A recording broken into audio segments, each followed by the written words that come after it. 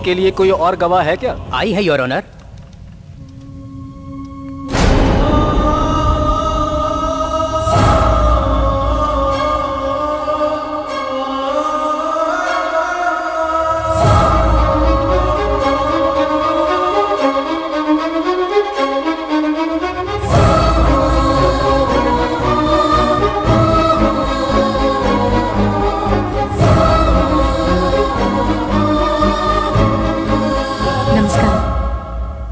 आपका नाम? शांति। आप क्या करती हैं? मैं शहर में जॉब करती हूँ। आपके पति कौन है? अंडरवर्ल्ड डॉन, एक बड़ा क्रिमिनल। मेरे सामने जो खड़े हैं ना, यही है मेरे पति।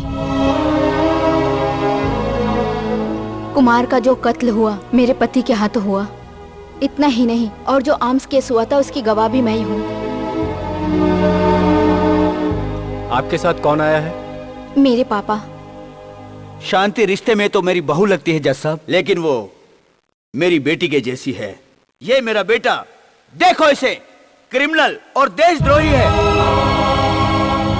योर ऑनर, मैं आपसे विनती करता हूँ, आप इसे बहुत जल्दी कोई कठोर सजा दे दो, जिसे देखकर दूसरे देशद्रोहियों को सबक मिल सके। किसी भी कीमत पर इसे बिल्कुल नहीं छोड़ना। आप जब भी चाहिए मैं आकर गवाही दूंगा। मैं अब इस केस का फैसला अगले महीने की 27 तारीख तक के लिए पोस्टपोन करता हूँ।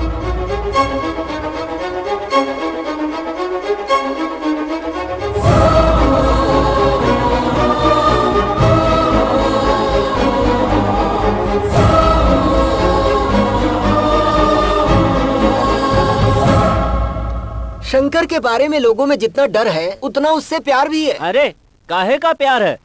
जिसे अपने परिवार की चिंता ना हो वो समाज की चिंता क्या करेगा? शंकर के बारे में जो आप लोग कह रहे हो वो मुझे सही नहीं लग रहा है। He is a threat on society, anti-social element। ऐसे लोगों को सोसाइटी से निकाल देना चाहिए। इसके लिए तो मैं मना करूंगा। जानते हैं क्यों? शंकर को इतना बड़ा डॉन बनाने के पीछे हम लोगों का ही हाथ है, पुलिस वालों का। लगता है कोई नई कहानी है। ये कहानी नहीं है, शंकर की एक लाइफ जर्नी है। तकरीबन 80 के दशक की बात है। बेंगलुरु के एक शहर में अत्यंत शक्तिशाली रावण जैसा राक्षस महाराजा का राज था।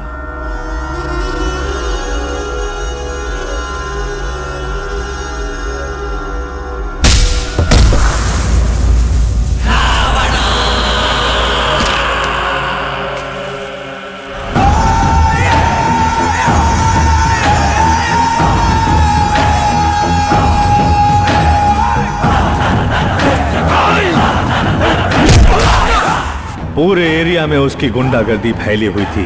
वो महाराजा इसके लिए ही पैदा हुआ था। गरीबों को सताता था और पहलवानों को मिट्टी में मिला देता था। बहुत ही खतरनाक था, जालिम हैवान। एक ही वार में 10-10 लोगों को काट दिया करता था। लेकिन उस महाराज को काटने वाली कोई तलवार नहीं थी। लोग ऐसा कहते थे। उसके ताकत को उस जमाने के मुख्यमंत्री अप्पा जी का उसको सहयोग मिला, इसलिए महाराज को कोई भी छूने की हिम्मत नहीं करता था। मुख्यमंत्री अप्पा जी ने उसे बहुत बड़ा ब्रेक दिया था। वो वैसा राजनेता था। सीएम को कोई सलूट करे तो वो अपने मूंछों पर ताव देता था। पुलिस वाले उसे देखकर कांप जाते थे। पीछे लो गाड़ी। उसका सामना कोई नहीं कर पाता था। महाराजा जब अपनी टीम को लेकर बाहर निकलता था तो उसके लोग झूमने लगते थे, क्योंकि उन्हें कोई न कोई शिकार मिल ही जाता था। जल्दी जल्दी बंद कर। छोड़ दो मुझे, छोड़ दो।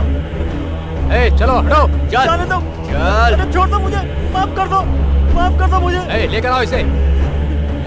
उसका जो भी विरोध करता था उसे वो सबके सामने मार देता था। मुझे मेरे छोटे छोटे बच्चे माफ कर दो, माफ कर दो, माफ कर दो मुझे।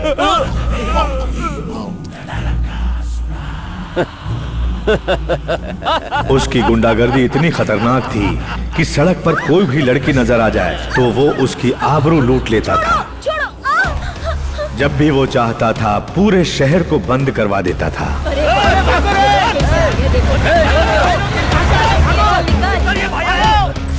पूरे शहर में उसका ही आतंक था। उसके बाद होता था मौत का तांडव।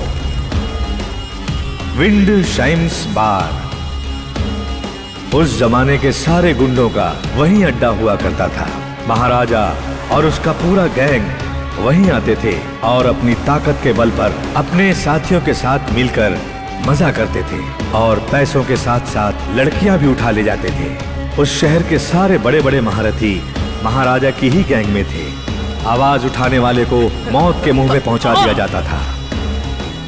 यहाँ वो राजा की तरह था। एक दिन दूसरी गैंग के आदमी को भगा भगा कर रास्ते में मारने की कोशिश कर रहा था। तभी वहां मुख्य न्यायाधीश की कार सामने आ गई। ये देखकर वो खुद ही मर्डर के गवाह बने। उसे सजा भी हुई। दुख की बात यह है कि उसे सजा होने के बाद भी वो अपने साथियों के साथ मिलकर बिना किसी डर के विक्टोरिया हॉस्पिटल के जेल वार्ड में मजा करता था। इसी बीच गुलामी हटाओ न्यूज़पेपर शुरू किया और अपनी प्रेस की ताकत से पुलिस वालों को, सरकार को परेशान किया करता था।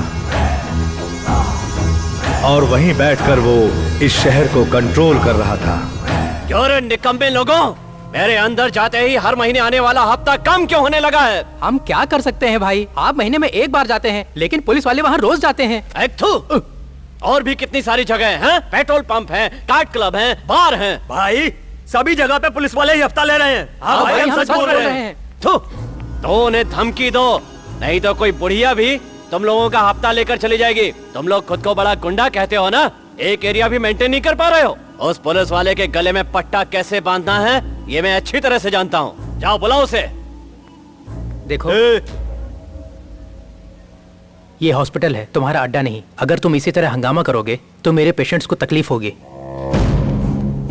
उन सबको बाहर निकाल दो। महाराजा जहाँ रहता है वहाँ पर उसी का राज होता है, वहीं उसका दरबार लगता है, वहीं उसका कारोबार चलता है। ओह, क्या बात है डॉक्टर साहब, आप वार्ड तक आ गए। वो क्या है ना, दूसरे पेशेंट को कहीं तकलीफ ना हो ऐसा बोलने आए हैं। पेशेंट को चाहिए, तुमको नहीं।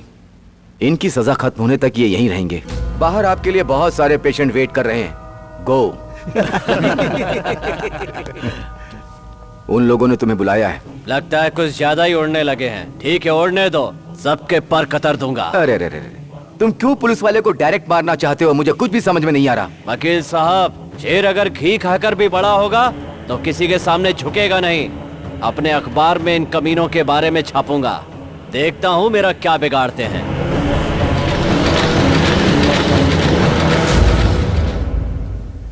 देखिए सर, जेल में भी उसका घमंड नहीं गया। जरा आज के इस पेपर को पढ़िए, हमारे डिपार्टमेंट के बारे में कैसा उल्टा सीधा छपा है। आउट ऑफ लॉ जाकर ही उसे सबक सिखाना होगा। हम लोग अंदर रहकर उसके लिए कुछ भी नहीं कर पा रहे हैं, तो बाहर अगर उसके साथ कोई कुछ करता है तो हमें पुश करना चाहिए। बिल्ली के गले में घंटी बांधने वाला कोई ना कोई चाहिए। अभी हमें बिल्ली के गले में घंटी बांधने वाला नहीं चाहिए, शेर का शिकार करने वाला चाहिए। पर शेर का शिकार करने वाला मिलेगा कब? महाराजा की आयु खत्म होगी तब। उसे खत्म करने के लिए सिर्फ हम लोग ही